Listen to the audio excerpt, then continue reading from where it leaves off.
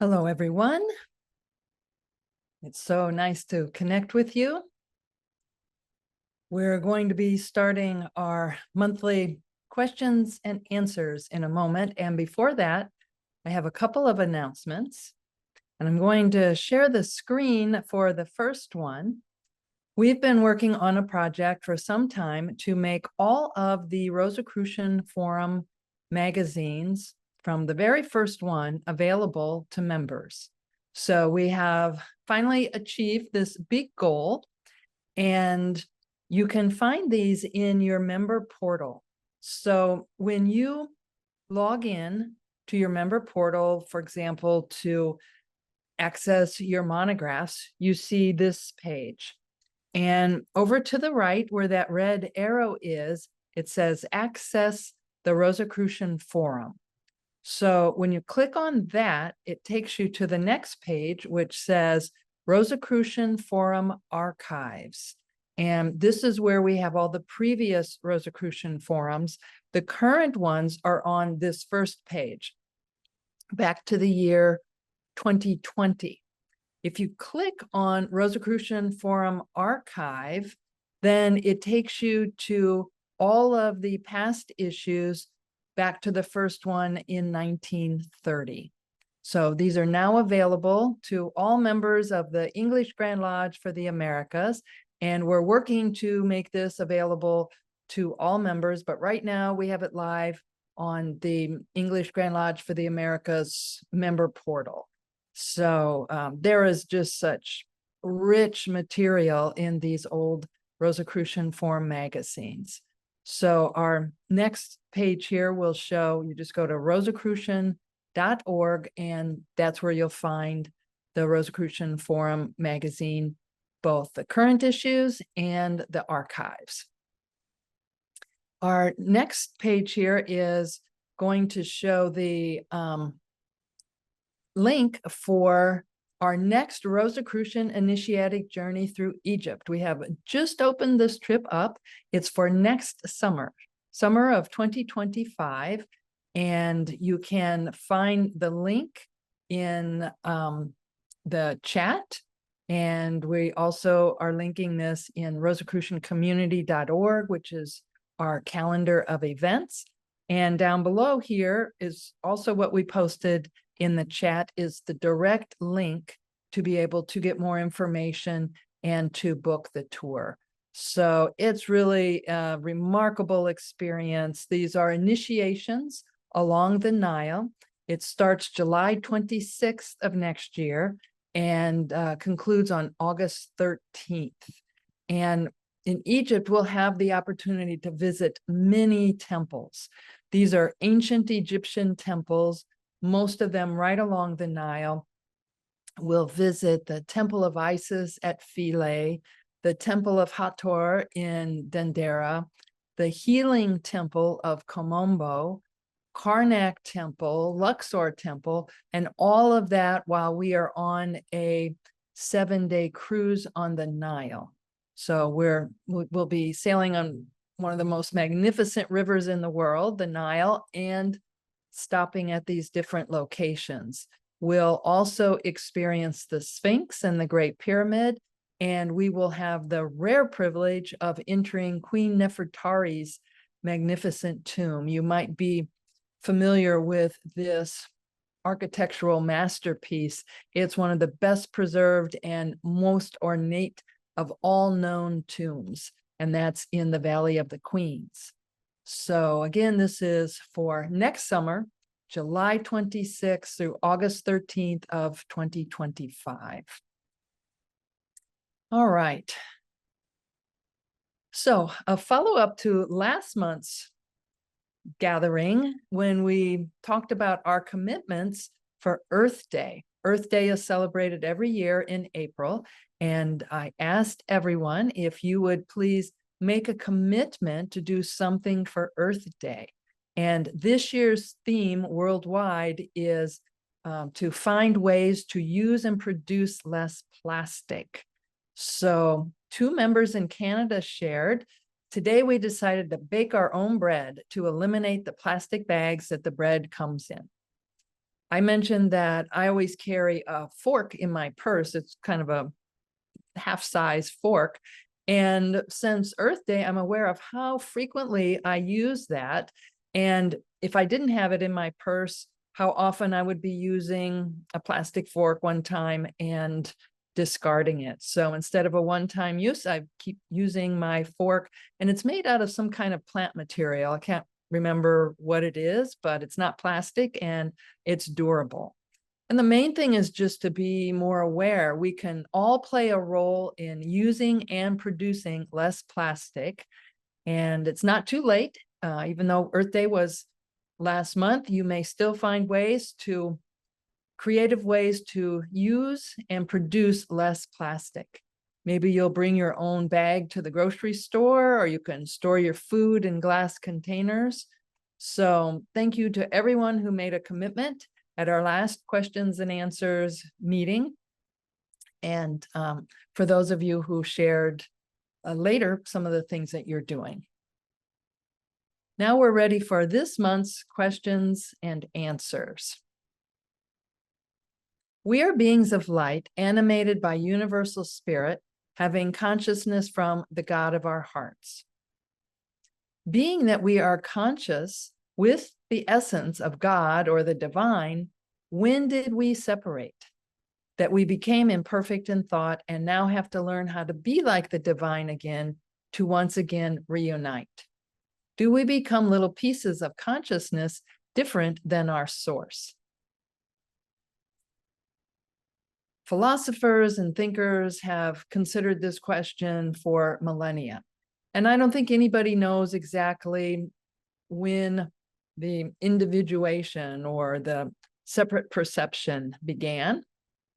The Rosicrucian teachings tell us that the goal of life, including our lives, is to serve as vehicles, to serve as mirrors in which the divine untiringly contemplates its own reflection. So we are mirrors in which the divine continuously contemplates its own reflection. A Rosicrucian manuscript states, "The soul is the divine essence or cosmic intelligence which permeates humanity.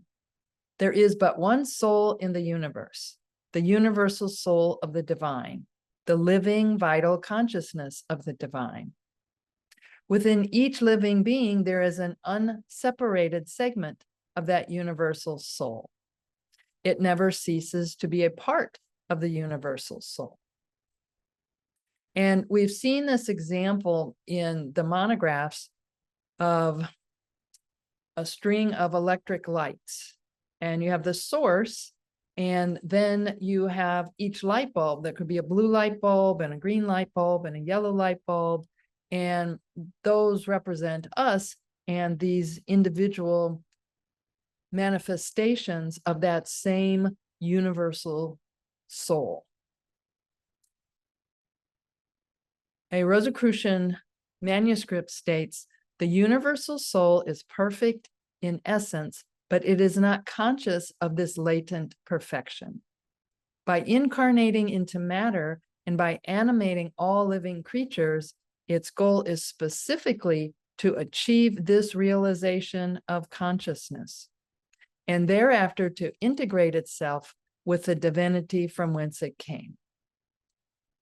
When the universal soul has achieved its perfection and reintegrated with its source, the material world as we presently know it will no longer exist, since it will be spiritualized, giving this word the meaning used by mystics."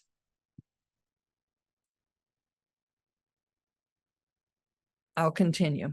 All human beings possess a soul personality that reflects the moral and spiritual qualities that we have developed under the impulse of our soul. Throughout our earthly existence, our soul personality takes the form of a spiritual essence that permeates our entire being and memorizes forever all particularly noble events which we experience when in contact with the material world. From the Rosicrucian viewpoint, what evolves over many lifetimes is not the human soul, but rather the soul personality that was generated in each individual upon his or her first earthly incarnation. So the monographs tell us that the reason for this is so that the divine can understand different perspectives in order to fully experience itself. And I believe the ancient Egyptians were aware of this perspective of the divine experiencing itself. There are mirrors that have been found from ancient Egypt. We have a number of them in your museum, the Rosicrucian Egyptian Museum. And often the mirror is in the shape of an ankh, A-N-K-H. And you're probably familiar with this symbol from ancient Egypt. It is a cross with a loop on the top. And often, right in the center of that, there is an image of Hathor, who is the goddess of love and joy and music and dance, and she's just full of life. And the name in ancient Egyptian for a mirror is also Ankh. The name for that symbol that I described with the loop on the top is Ankh, and it means eternal life. Some Egyptologists say that the ancient Egyptians liked puns, and that this was a pun, that you have the word for a mirror, Ankh, and the word for that symbol, Ankh. So they were saying an Ankh, Ankh. And I think it's something much deeper than that. Hathor is a deity. She's a goddess. And she's an aspect of the divine. So if you're holding a mirror that is in the shape of an Ankh and it has Hathor, the deity, the goddess, looking at you, looking at yourself, this is an aspect of the divine, is gazing at herself, gazing at herself. So it's that eternity and infinity and the divinity experiencing itself in our life, in our earthly incarnations. In essence, being both of the divine and separate is about acknowledging the unity of all existence while honoring the unique individuality that each being brings to the cosmic dance. It is a balance between recognizing our divine nature and embracing our personal journey. All right, here's our next question. I have been studying the principles and philosophies of the Rosicrucian Order for some time now, and I find immense value in its wisdom and guidance. However, I have encountered a significant challenge in my life, one that seems to persist despite my efforts to resolve it.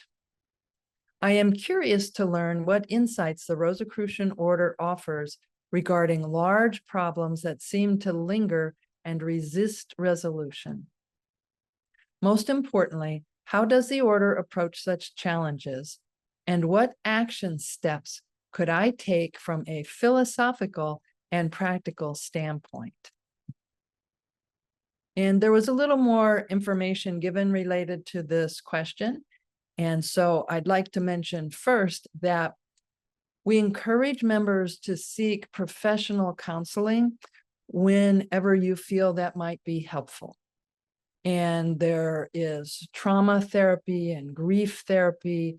So there are challenges that in some cases, it is very helpful to meet with a professional who can help you work through what you may be experiencing.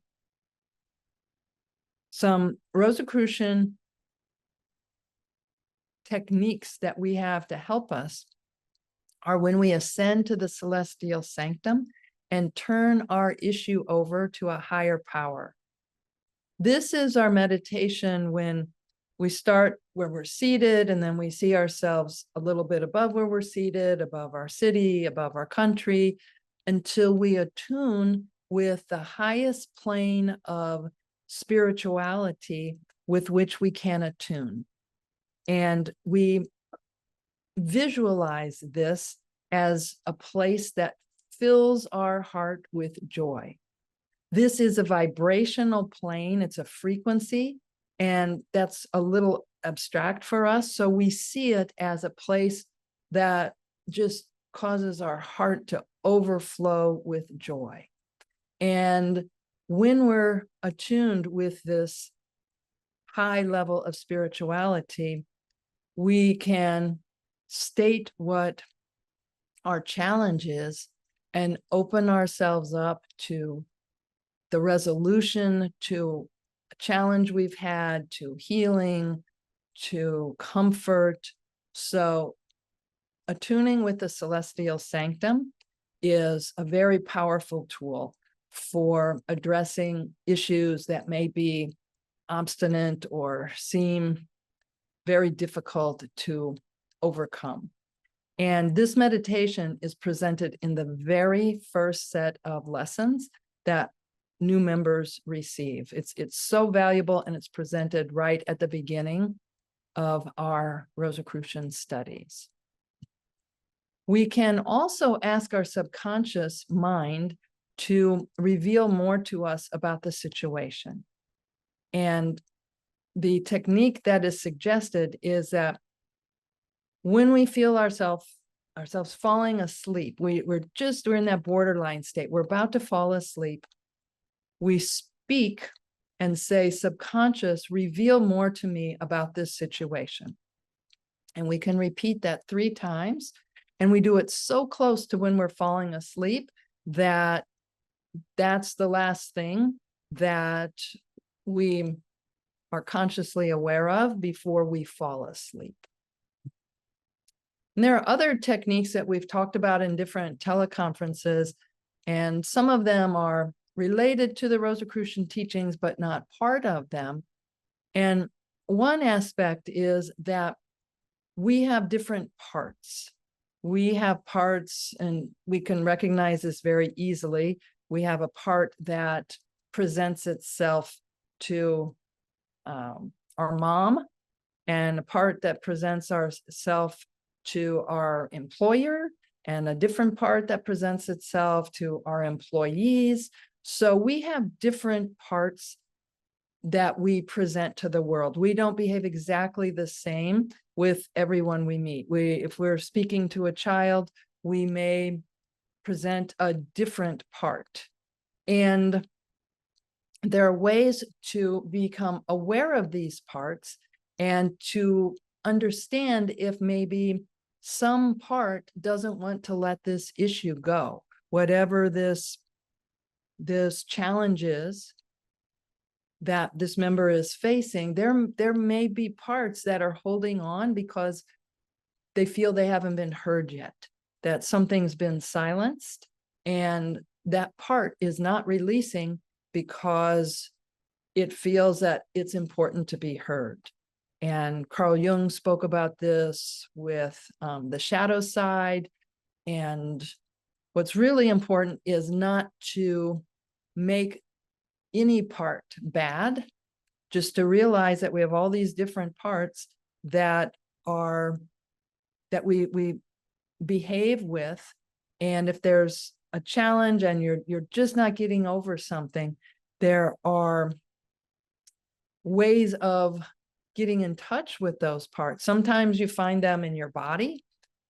Sometimes you find them through different therapy, like there are, I know parts are discussed in internal family systems and the modular mind.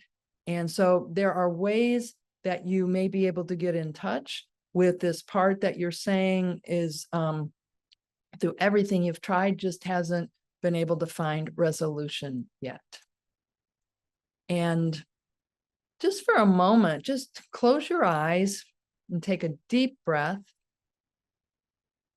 And then exhale completely.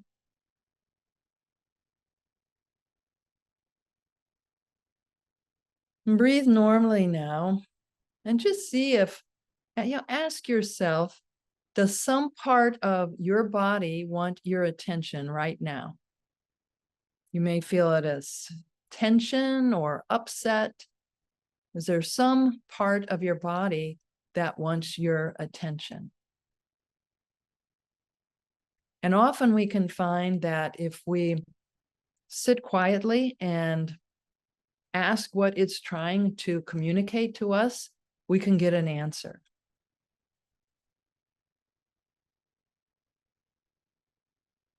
So just take a moment to do that now.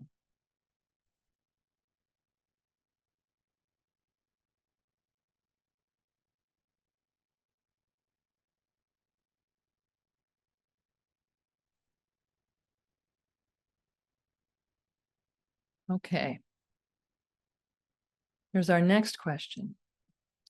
If the immediate work after transition, after we go through transition, is to face and clear our soul in preparation for reintegration with the divine, how can a member begin that work even now while the soul resides on the earth plane?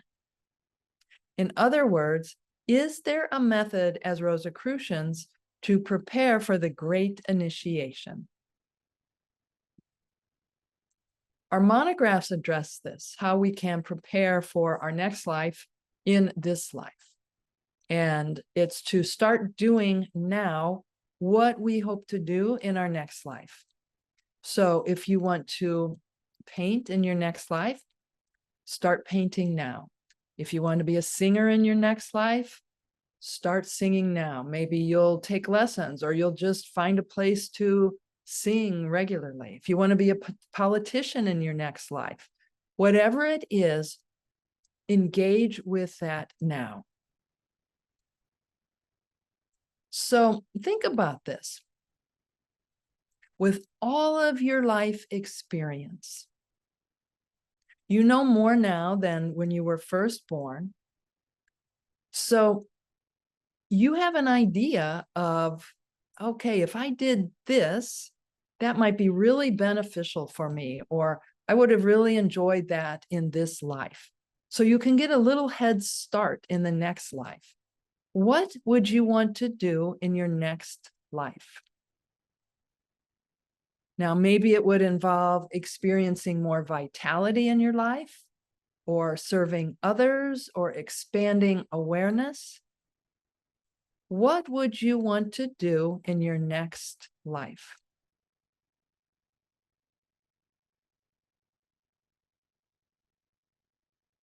And right now, think of a way that you could engage with that in the next month. So if you decide that you want to be a mathematician in your next life, you could, within the next month in this life, register for a course in mathematics or watch a video about an inspiring mathematician. So for something that you believe you would want to do, you would benefit from in your next life, and others would benefit too. What could you do in the next month in this life to move yourself toward that?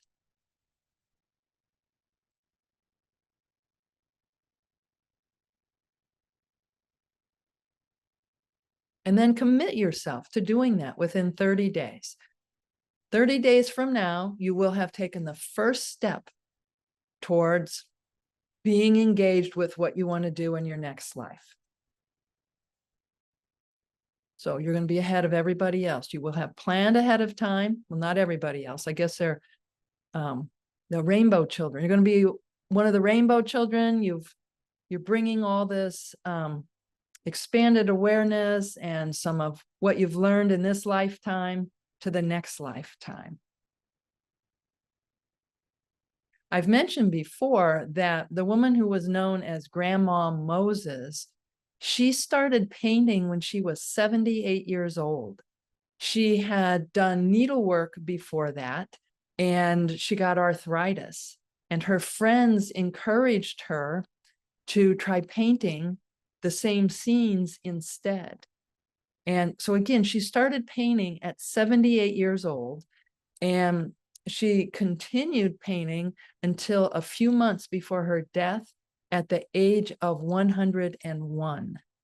And now Grandma Moses paintings, there's one of her paintings in the White House.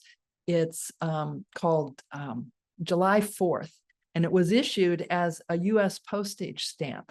And some of Grandma Moses's paintings are in the Art Institute of Chicago, the Metropolitan Museum in New York. She painted over 2,000 paintings, and Sotheby's, the auction house, has stated online that her paintings continue to grow in popularity and now sell for over $1 million. So it's not only will that prepare us for the next life, but it might be something that we enjoy doing in this life. Something else that we can do to prepare for our next life is to get all of our affairs in order so that we can be very peaceful at the end of our life, and to make amends. If there are any amends that we need to make, to do them sooner rather than later. Recently, a longtime Rosicrucian went through transition, and I knew that he was getting close to the end of his life, and I called him, and he said, it's so interesting to observe my body becoming more weak. He was very aware of the process of his transition. And a number of members were with him in the last few days of his life, and his daughter is a Rosicrucian. And at the very end, he looked at one of the sorors who was there, and he said, I'm going to stay on the other side now. And that was it. That was his transition. So it's certainly a beautiful image to consider. There's been a lot of research done that says that a lot of people are not so concerned or maybe even fearful about what will happen to them after they die, but it's about the process of dying itself. And so I think our Rosicrucian teachings can certainly help us with this. And in the Rosicrucian funeral ceremony, it's so beautiful and inspiring. And any Rosicrucian member can request to have this ceremony done for us. You just would put it in your final papers, let your family know, and they can contact us at the Grand Lodge, or if you're involved with a local group, include that information so that a Rosicrucian funeral ceremony can be performed for you when that time comes. And what's so inspiring for me about the Rosicrucian funeral ceremony is that it shows that transition or death is just a very natural part of the eternal process of life. And again, our Rosicrucian teachings really help us to see that perspective. Everything from when we're studying science and that we're energy and information, to understanding and considering the possibility of reincarnation, and especially the expanded perspective that we are part of, we are essential parts of the universal whole, and energy never dies, it just transforms. We mentioned recently in another teleconference, H. Spencer Lewis's book called Mansions of the Soul. And he wrote this book in 1930. This is the definitive work on reincarnation and the soul. And it explains all about the soul and its cycles of reincarnation. And I'm going to share just a few excerpts, just a couple of paragraphs here, written by H. Spencer Lewis on what happens between incarnations. So when our life on earth ends and our next life hasn't begun yet. So H. Spencer Lewis wrote, immediately upon transition, the soul and ego of the individual separate gradually from the body. Then the soul and ego are drawn upward into the spiritual or cosmic realm, and there remain until the time comes to descend again toward the earth plane to enter into a newborn body. The purpose of these intervals between incarnations is to permit the ego to purify itself further and become illuminated by the divine mind and cosmic wisdom. It is like a period of rest and relaxation between hours of daily labor. It is refreshment for the soul and personality, and is strength to the spiritual powers of the divine faculties of the soul. While these egos of departed personalities are existing on the cosmic plane, they maintain the dominant nature of the last personality expressed on earth. It is not until the soul and ego enters into a new body for another incarnation on earth that the name of the last personality is laid aside, and the dominant characteristics are placed in the background and new ones formed. The personalities dwell in preparation for reincarnation and receive knowledge and divine help, which purge them of their errors for which they have made repentance, which they have freely confessed. This bathes them with new effulgence so that they are more evolved and more highly developed for their new mission in life. And again, that's from the book Mansions of the Soul. All of the Rosicrucian books are available online at rosicrucian.org. And if you go to the top, it says texts. And under that, we have Rosicrucian Digest, we have books, and under books, you can find all of the books published by the Rosicrucian Order available for free in different formats.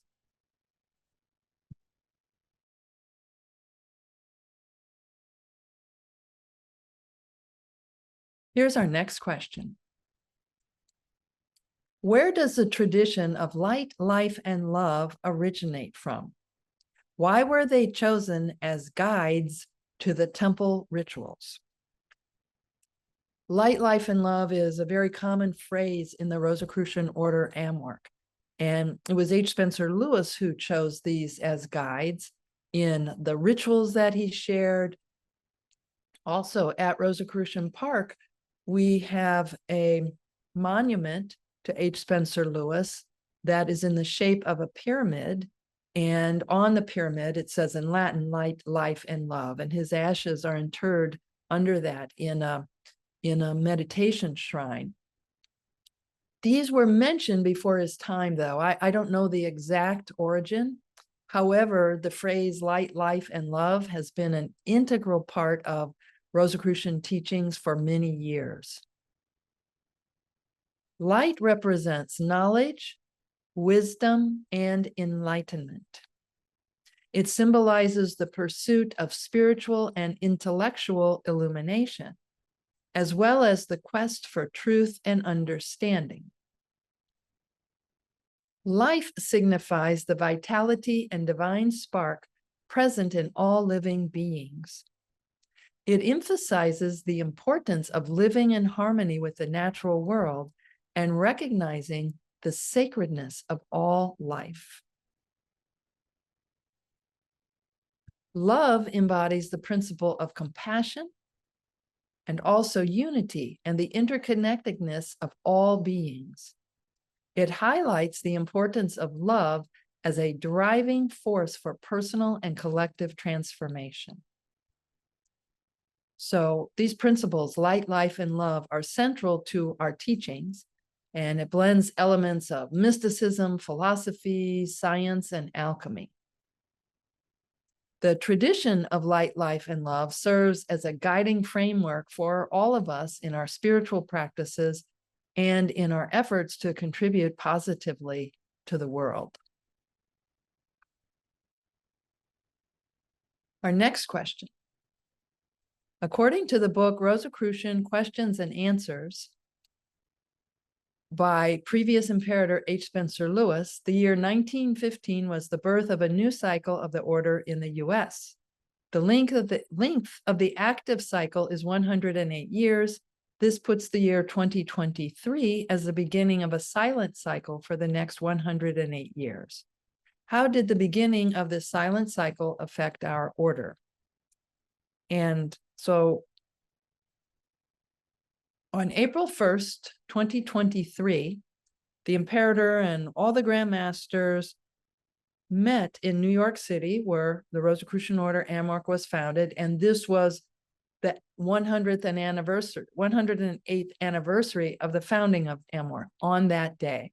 So there was a special celebration with members to commemorate this auspicious moment. And the Imperator addressed this question of the 108-year cycle. He said, "This does not indicate dormancy nor disappearance, which is now impossible, but a new form of expression that takes into account the times we are living in and the incredible relevance and usefulness of our teachings for human beings of the 21st century." So next, what is the Rosicrucian Code of Life?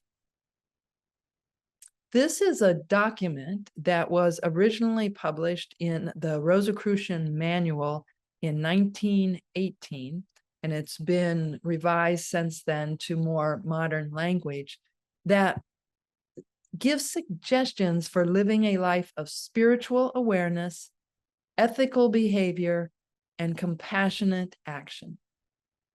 So again, the Rosicrucian Code of Life is a document that includes 22 points that are suggestions for living a life of spiritual awareness, ethical behavior, and compassionate action.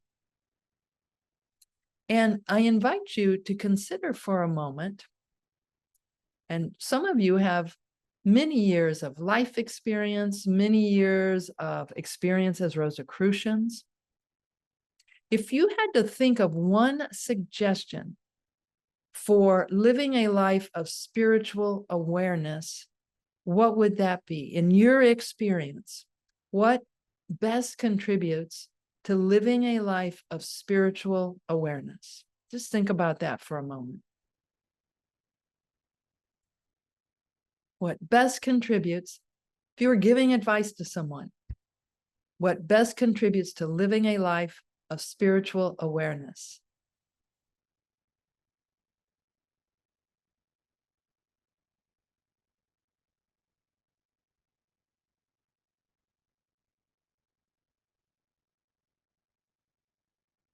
This can be your own code of life.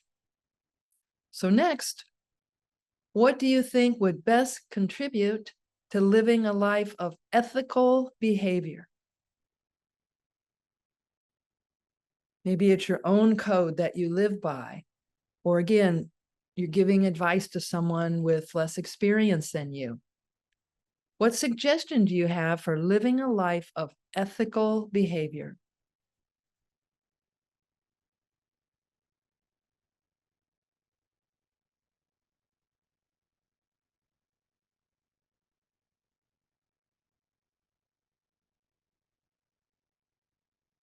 And now for the third part of your personal code of life. Again, based on what you know to be true. Maybe it's your experience because you learned the hard way what not to do.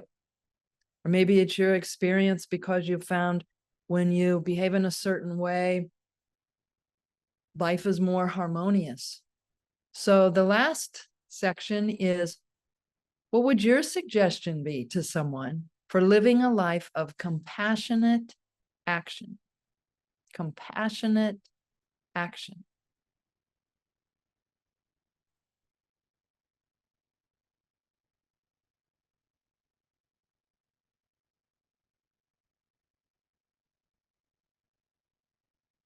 So just repeat these to yourself. And if you have a piece of paper and something to write with, write these down. Your suggestions for living a life of spiritual awareness,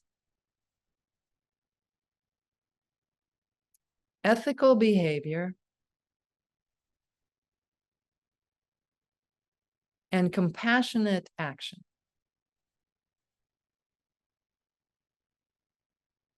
As these are the three main areas that are covered in the Rosicrucian Code of Life.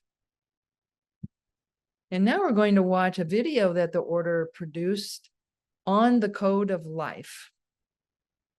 So it's about 11 minutes long, and we'll watch this now.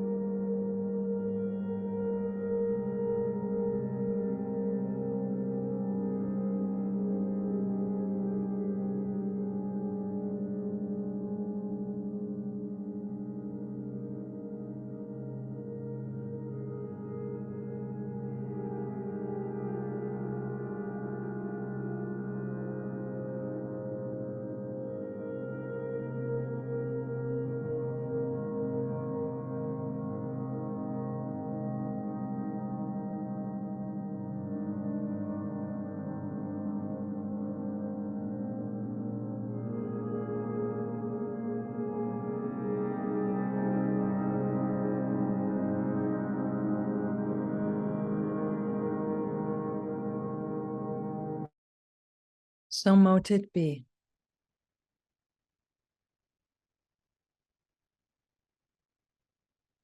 Thank you, everyone, so much for participating today.